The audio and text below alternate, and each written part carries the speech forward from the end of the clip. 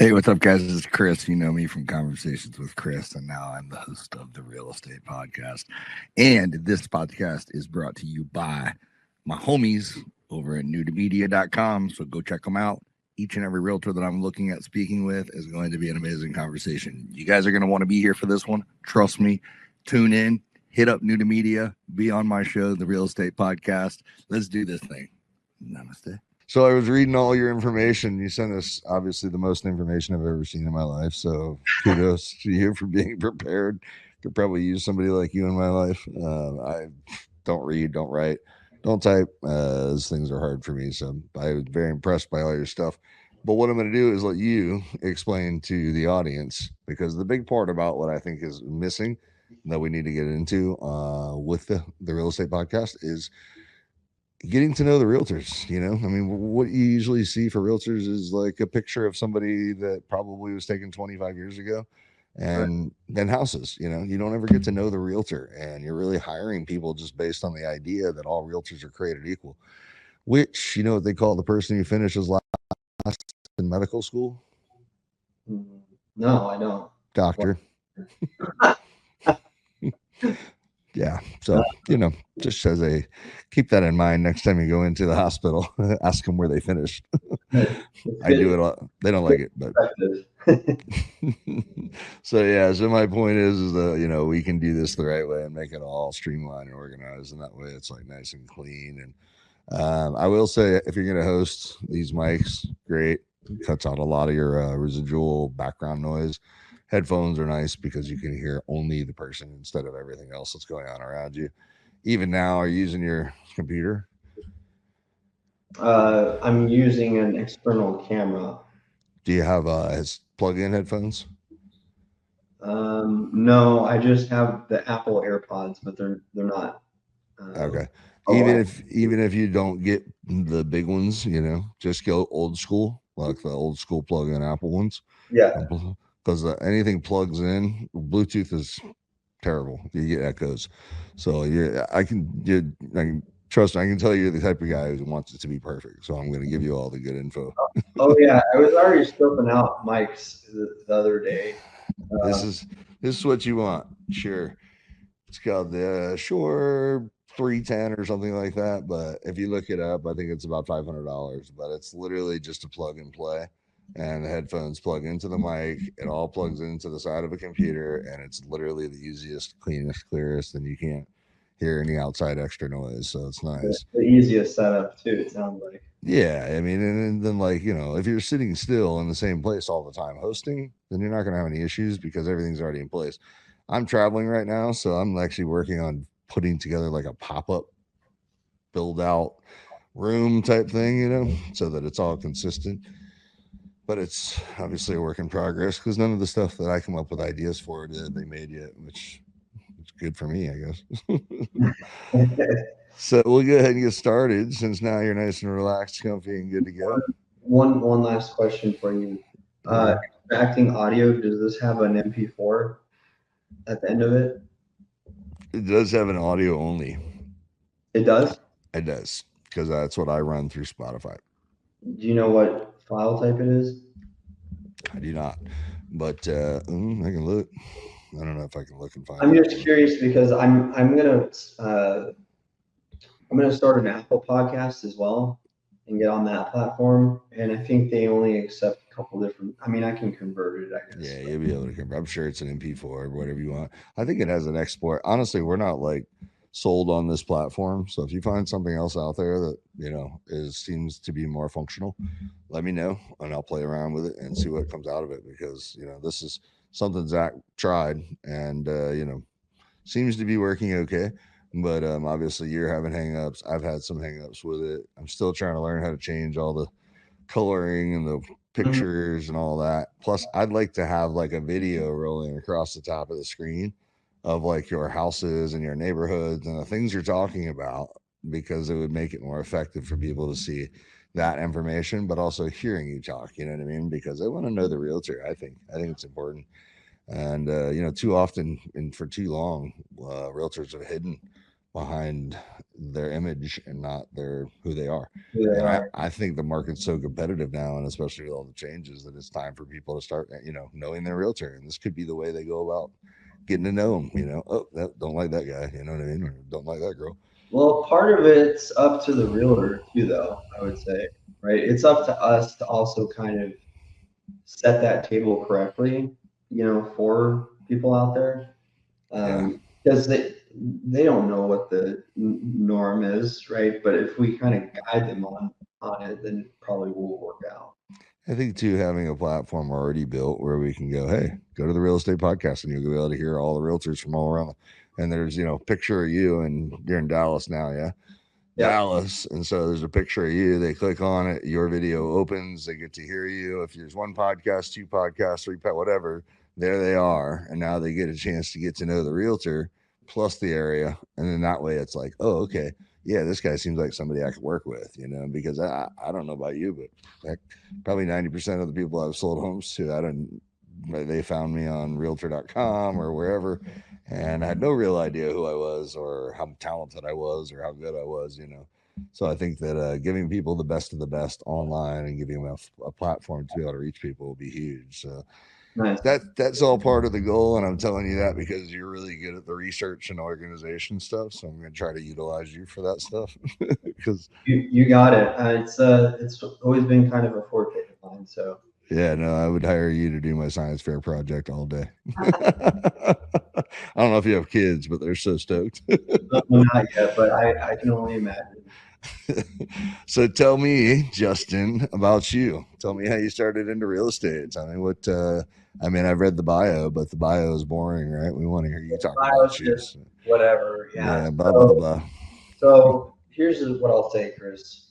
Really, since a very young age, I've had a passion. I would call it a knack, if you will, for building businesses. Right. I can remember being young and having a lemonade stand, for example, and offering to mow the lawn. When I grew up a little more, offering to mow the lawn of my neighbors to make some extra cash. I was always trying to find something, a way to hustle. Early in my career, I actually started one of the first eBay shops at the time. So I had e-commerce background. I've had you know manual labor background, you name it, and I think it's really shaped me into who I am. Um, I will say, in terms of the building businesses, it's funny because my parents always used to say that I came from the womb with a briefcase in hand, which I think is kind of funny. Yeah. So yeah, for about 20 plus years now, I've been focused on sales needs for a couple of industries, obviously one of them being real estate. And I would say unique to me, I have both W2, well, all three, W2, 1099, and business ownership experience. So that really helps validate my, I'll say, value add to the clients that I work with. Absolutely. I think that's important to stress to people. They don't realize that now is the first time really that they're offering employment positions for realtors. So I mean, most of the time it's been your own business if you're a broker, Mm-hmm. or you're on your own as a 1099. And I think this NAR thing that's going on, which we're not going to talk about because I don't understand any of it anyway. But after 20 years of real estate, I I'm don't like, know that anyone understands it, or nobody does. I've talked to the best brokers in the nation, and no one has any idea what's going on. Everyone's like, I don't know. We'll see. it's like, are we still paying 3%? Yes. Okay, good. That's all we really need to know. Well, potentially, you just don't know. It's sort of a surprise. You find out later after you've negotiated the entire deal. And I'm like, well, but we use that money. Never mind. Whatever. No. Anyway, yeah. So you got into retail sales, right? Was that where you started at, or did you start with? You've done retail and wholesale. Well, like as far as my first job goes, actually kind of funny to admit, but I worked at a tanning salon when I was 15. Get out, Palm Beach tan. Yeah, something like that. I can't remember, but it was funny because I really did so because there was a lot of hot chicks that would roll through there every day. And You it want was to know something even funnier? What? I was a district manager of a tanning salon chain in North Carolina and in Virginia. And so over in your stomping ground, Palm Beach Tan, yeah, I went to work there too because there was lots of cute girls and it seemed like an easy job, Yeah, right? Selling sunshine around girls, okay, I'm in. So it's easy going. So yeah, I mean that was my first job, and then I got into umpiring baseball games for the okay, youth. That was like still to this day some of the best money I ever made. You get paid. really? It was $50 a game, and the games were less than an hour. So on a per hour basis, that's pretty freaking good. Now, are you a baseball player? I played about every sport and lettered in every sport in high school. Okay, so baseball is easy. So you were like, yeah, I love this. I'll do this for free. Yeah, But and they were yeah, like, we'll give you $50, and you're like, oh, really? Thank you. yeah, You get absolutely. free hot dog at the handstand. Okay, No, but that was fun. But and then after that, I did get into retail. I was a sales associate at a golf store called Supreme Golf, which still exists, but they've totally migrated everything to online-based sales now. But it oh used yeah, to be just a in-person retail store in South Lake that I mean everyone in their name went there for their golf needs. So that was fun. And then obviously in college, did a couple internships and then ended up starting my career when I graduated from my bachelor's with Cisco Systems. So I was in tech with them and a couple other players for a while. And then I can't remember exactly what it was, but there was something that was like pulling at me to look into real estate. I think maybe it was seeing all the celebrities on these reality shows that yeah, were making crazy money, or Million I don't Dollar know what Listing. it was, the lifestyle, maybe, whatever. Uh, but it got me looking into real estate and then ultimately getting my license in California, which I've had for almost 10 years now. What And what part of California were you in? I was in Orange County. I was in Okay, like Southern Central California. Orange County, mostly in Irvine, but also Costa Mesa, Laguna as well. It was an amazing time out there. Don't get me wrong. I spent about Beautiful down, 2 years out. beautiful, and the Beautiful. commissions aren't bad, right? Yeah, they're not bad at all. Yeah, they tend to be some of the highest in the country, other than maybe New York City. Yeah, I did a interview with a girl from Beverly Hills, and she actually was from the OC, and she I was like, what's a square footage price in Beverly Hills? She's like, well, I do primarily commercial, but she's like, 988 square feet's about 1.2 million. I was like, 988 square feet. okay, About check. But 1,000 you know, square. for those shows though, let's be honest, right? Like it never fails. You watch these shows and it's like, yeah, Sheeta owns a butterfly garden and he does part-time painting on the side. Their budget is 2.4 million and they want to be close to the beach and close to the city. And it's like, Like all really? right, is this a laundering gig or these guys are mafia? I'd like to know what realtor can make that happen.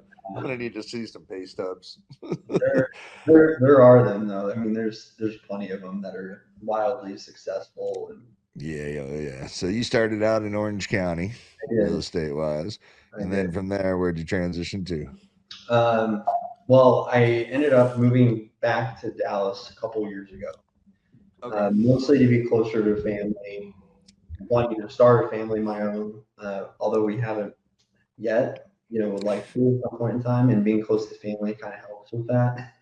So I Sounds like moved. you got to get on it. Yeah, yeah, I moved back, and for the first year, I was mostly working on some consulting projects in tech still. And then again, I'm like, why don't I have my real estate license out here? Right. Yeah, So studied, passed the test luckily on the first time, and I started pretty much right away. Obviously with Epic Realty, which is an amazing agency out there. But prior to them, or my first one out here was Engel and Volkers, which, if you know about them, they're a pretty luxury yeah, uh, brand. name. Yeah, pretty luxury real estate brand. So that's kind of the last couple of years for me anyway. It's been an amazing ride. I'm really excited, honestly, about obviously the rest of this year and next year. I think are going to be strong years. I think it's going to require some further expertise on my part, right, to be even more niche to the market and serve the market correctly. But yeah, I'm encouraged. I think there's a lot of good, on the horizon. How is the market out there in Dallas, Texas? I mean, are you guys like slinging houses, or is it slow, or what's kind of a little bit of both? I mean, is everyone waiting for the determination in 8 days to happen before anyone does a move, or are you slammed? Yeah, I'd say pretty much slammed. So Nice. right now there is an enormous opportunity in DFW. You think about the corporations and the people that have been, and you've probably heard about it in the news, right? You know, flooding the market, flooding the Dallas or Austin markets and drones. And I think a large part of it is our strong state economy. Truthfully, mostly our state income tax policy really makes it a favorable place to do business. Really, what's the income tax policy out there? The income tax policy, Yeah. there is no state income tax. That's the Oh, thing. that's a good policy. Yeah. So there's only, I think, 3 states currently that don't have a state income tax, and we're one of them. Okay. So that helps attract a lot of people, especially business owners. Huge. Think about sort of the trend of real estate, out here in the DFW Metroplex is outpacing the rest of the country in terms of their home value appreciation. Really? So it's still considered a good time to buy, but I think in the next year it's going to get super competitive, and I think it's going to really jack up the inflation and the prices of homes out here. Well, Finally, and for we all. can certainly hope the Fed drops the rate so we can get that Treasury bond down, so we can get the interest rates down and get some houses moving. Because I know I'm over in Florida, where 7 of the top 10 most heavily moved to city. We're also like Texas. We're very wealthy over here. We're like our own country, right? And we got Governor DeSantis, which everybody calls him Daddy DeSantis because he's kept us safe and free for the last 4 or 5 years. So the 7 of the top 10, even with the hurricanes, Yeah, which back to back hurricanes, but whatever. But yeah, there's a lot of business coming this way too. So I see a lot of growth. I agree with you. I think it's going to be good. It's going to be healthy. But I also think that there's got to be a leveling out process that's going to happen sometime soon, don't you? I mean, this has been really up and down and shaky for a while. Like, I mean, it's I'm happy about it, and we're in the game, so we understand it. But like for most people, buying a home right now is extremely confusing because I mean, yeah, heck, we're not even sure what's going on. right.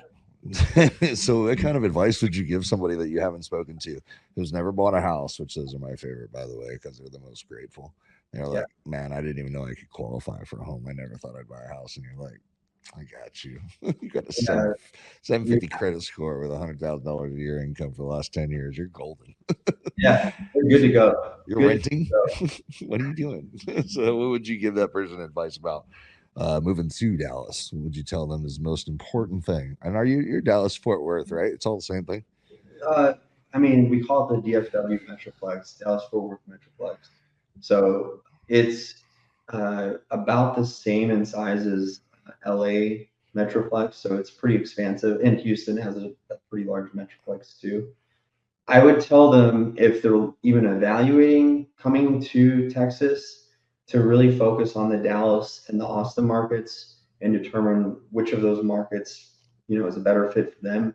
There's a lot of companies that have been recently relocating or adding headquarters sites or just any remote sites as well to Austin. In particular, you got Dell there, which has been there for years, and you got Tesla now, which opened a Oh factory. yeah, that's right. That's Yeah. So Austin's got some great stuff going on, but I will say the traffic down there is ridiculous. right. I mean, Yeah, someone who went to school down there, the traffic now is just insane, right? it's And certainly it's a crazy. smaller airport, Chris. So for those people that are traveling for work frequently, they don't get, you're not going to have a direct flight everywhere in the US, which is kind of a bummer, Yeah. right? I know they have plans to expand the airport, soon or in the future years, but right now it's just, in my opinion, not built out as a strong enough national economy center, we'll call It's it. like a Right. class B type place instead of class Yeah, A. Yeah, but it's still nice. And then, but Dallas, I mean, if you're looking at Dallas, all I gotta say is you're looking in the right area, right? We are centrally located in the U.S. We are basically a 3 hour flight to either coast, right? Pretty much anywhere in the U.S. you can be to within about 3 hours. So it makes it extremely attractive for those road warriors and corporate executives that are always on the road. And then again, I'll say that state income tax policy, similar to Florida, really makes it an attractive place. You're going to save an extra about 10 to 15% on your income by moving to a state like That Texas. doesn't have it. Yeah, that's true. Well, hopefully, with the election results, we'll have a lot less taxes altogether. We'll see. We'll certainly see. Florida has sales tax. We just don't have property taxes on vehicles, which is nice, and we have a lot of other benefits. But yeah, Texas We, sales tax is no yeah, we brainer. have, well, we have sales tax, we just don't have income. Yeah. Got it. No income tax. That's huge. That's Yeah. huge. I was in Austin last year, and it was busy. It was really busy, and it's a strange place because I guess I'm. Yes, it is. Uh, Oh, are you hearing me? You hear me? Okay, yeah. I thought you said. Yeah, you're back. So I was in Austin, and they were like driving these neighborhoods, beautiful neighborhoods. People have boats out back and docks and these nice big, but there's no water, and the boats are like 60 feet in the air. And I was like, That's weird. what's going on? And they were like, drought. The lake's dried out. And I'm like, so this dude bought lakefront property, had a boat in the water, had a dock built, had the Army Corps of Engineers come out and and now there's no water. It just drained. He was like, yeah. I'm like, okay. What lake was that? Lake Travis?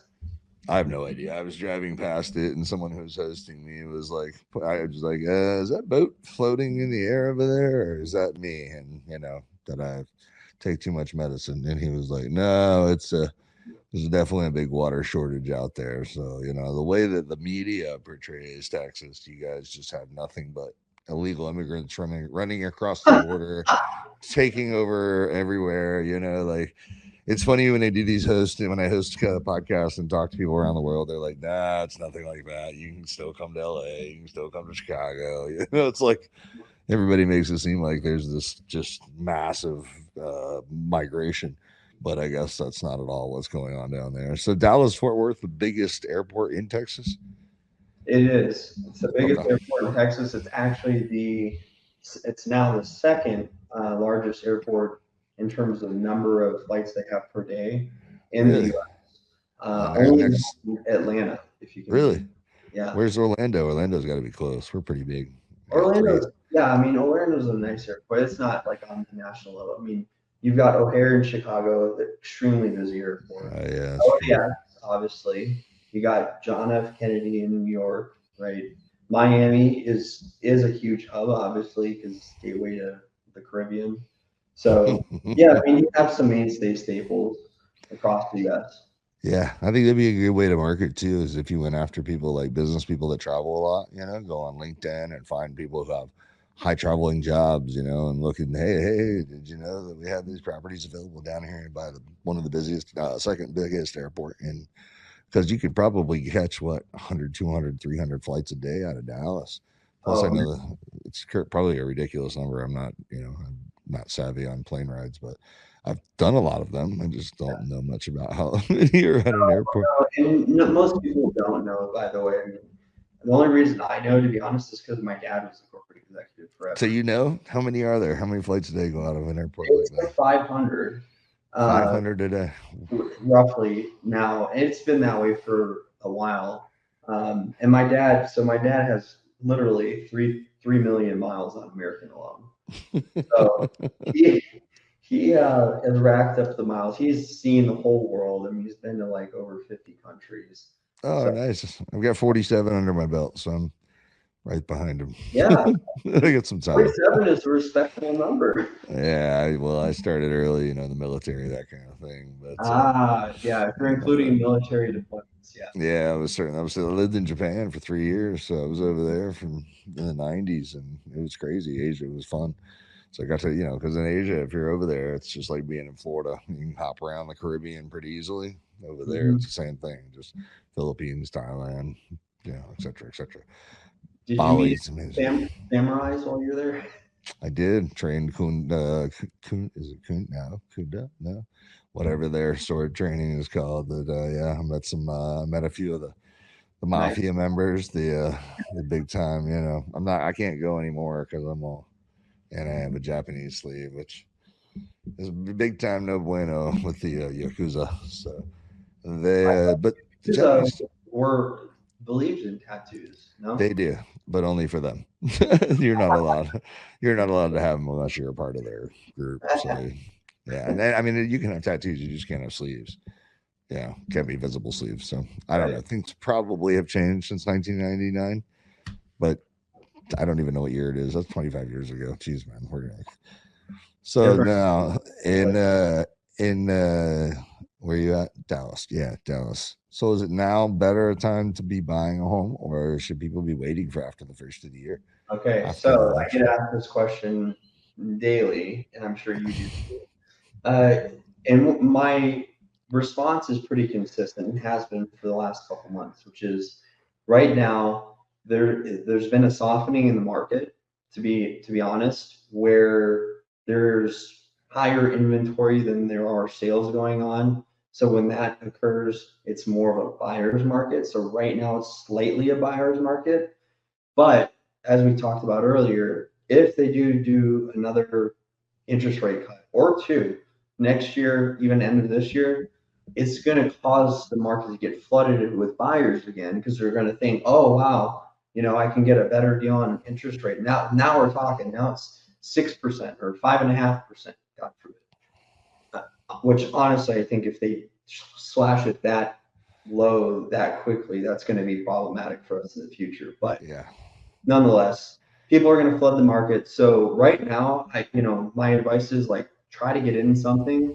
If you're really serious about this, try to get in something by the end of the year. That's my recommendation to people. I would agree too. I think it's a good time to be buying. It's a good time to be playing the, I mean, anything you purchase or own or invest in is going to have some risk calculation to it, right? And most people get really hung up on these numbers, but the reality is that if you could pick up a home and own it instead of renting for 3 more months, 6 more months, 8 more months, then you don't throw that money away.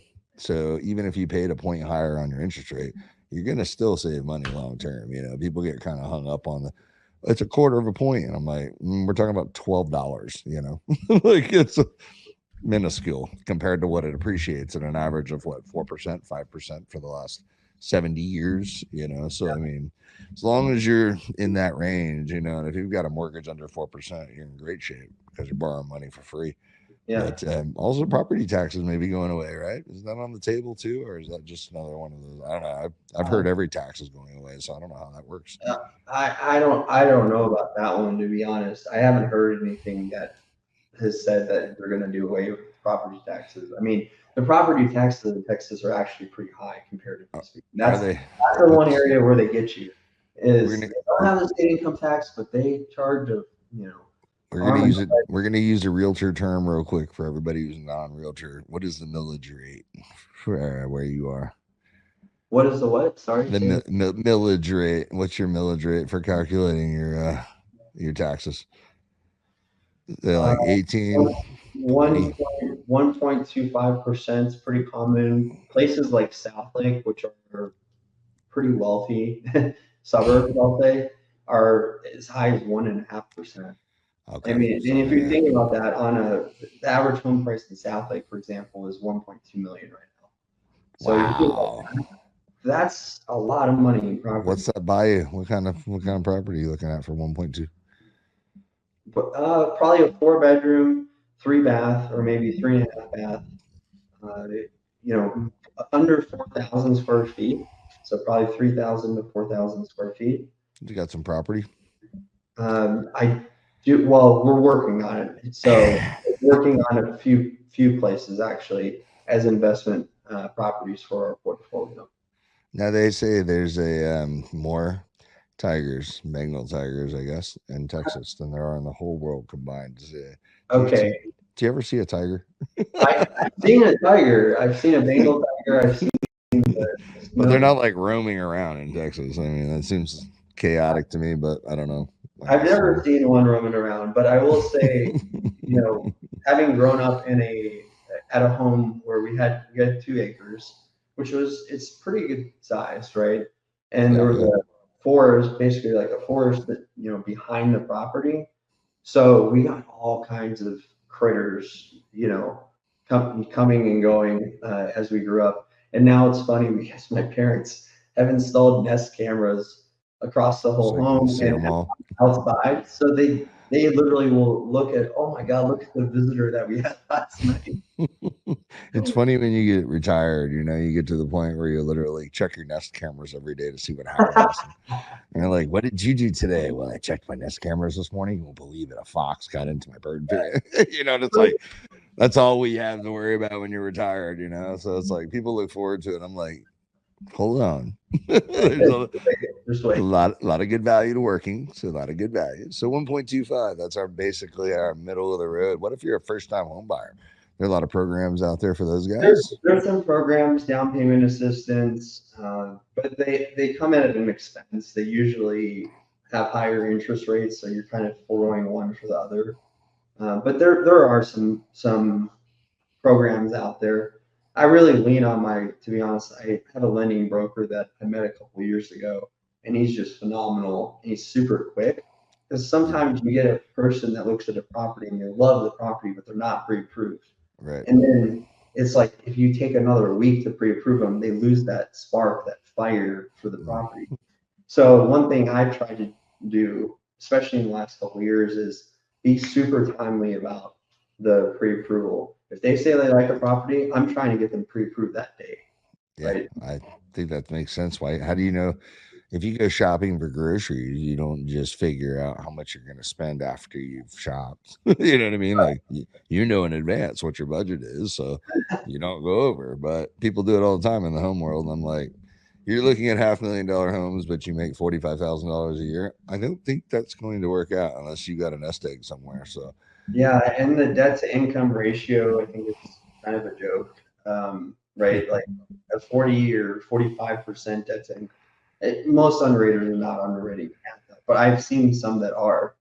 And it's like, okay, so you're telling almost half of your paycheck, and this is in gross terms, is going to your mortgage, and you still got to pay taxes, you still got to pay everything else. Like, how does this exactly work out? yeah, you're like at half, which means I have half left to do everything else. Like that doesn't even make sense. Yeah, I agree with you. That's a strange thing they do. The debt to income ratio, also the way they qualify people, I'll never understand.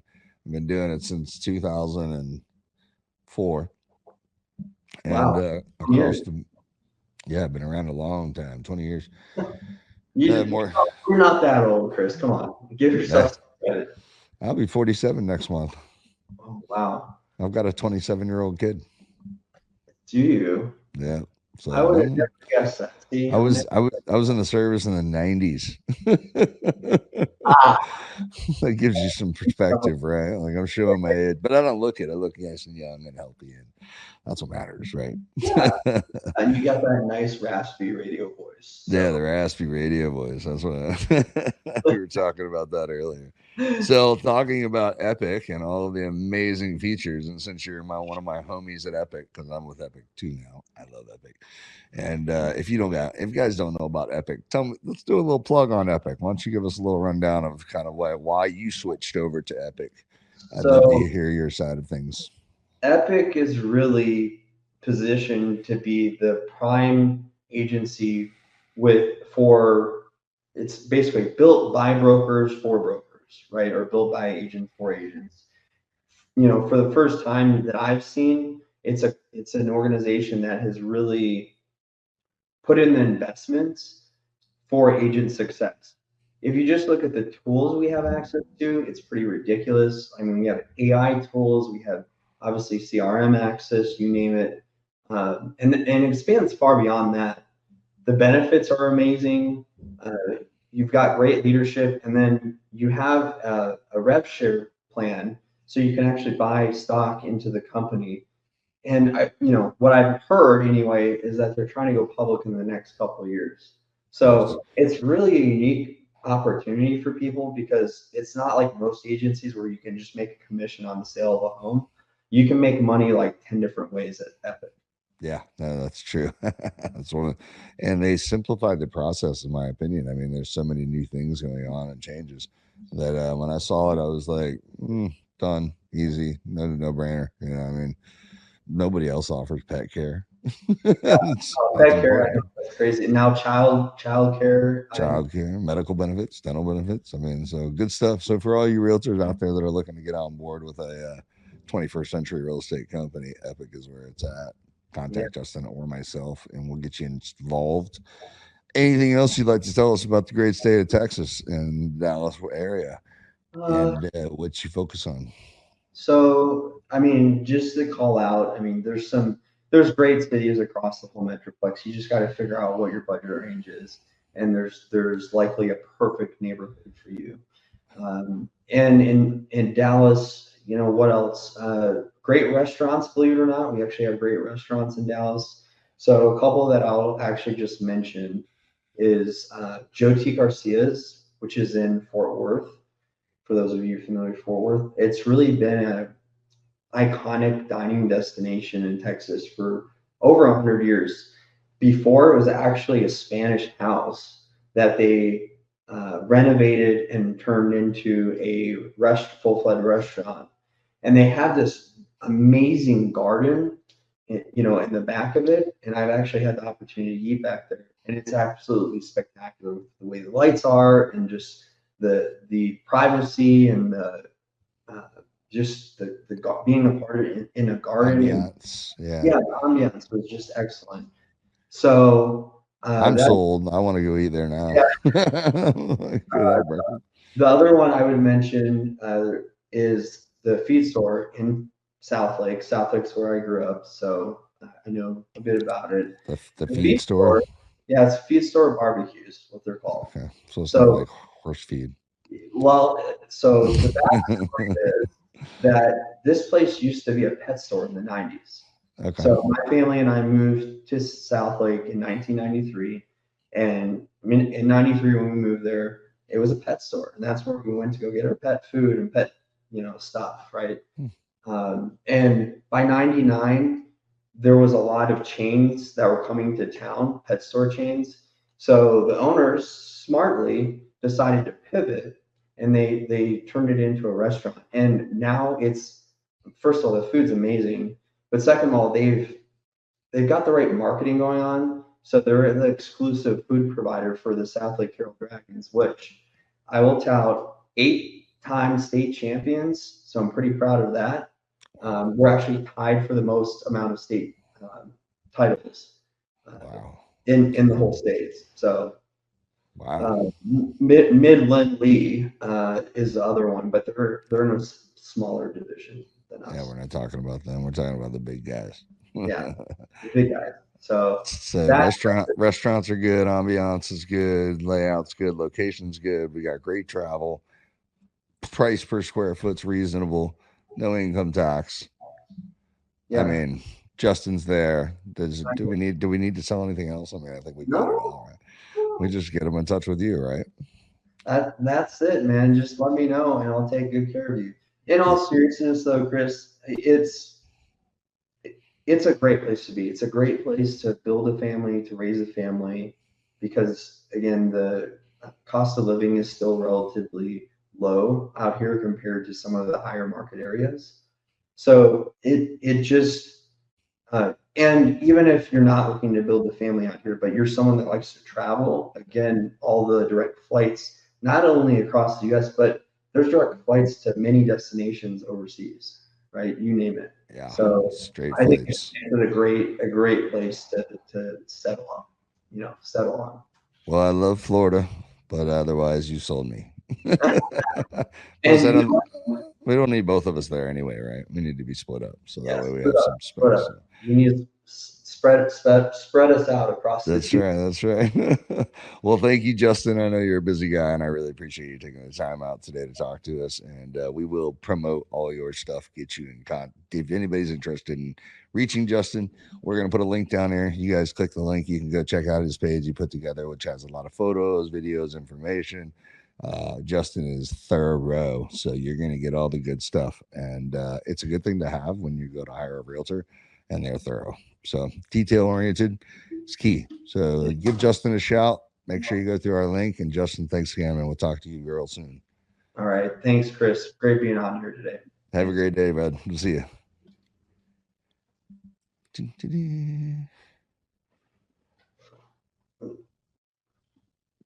No.